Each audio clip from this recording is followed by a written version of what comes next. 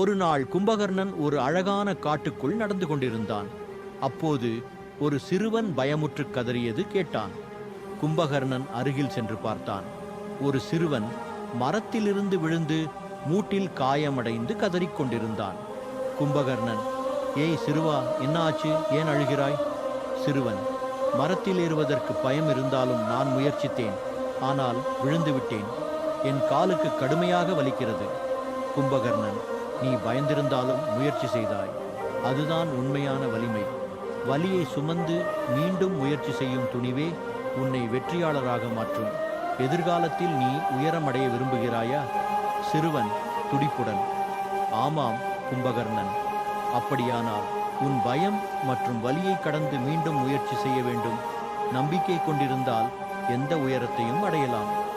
கும்பகர்ணனின் வார்த்தைகள் சிறுவனின் மனதில் ஆழமாக பதிந்தன.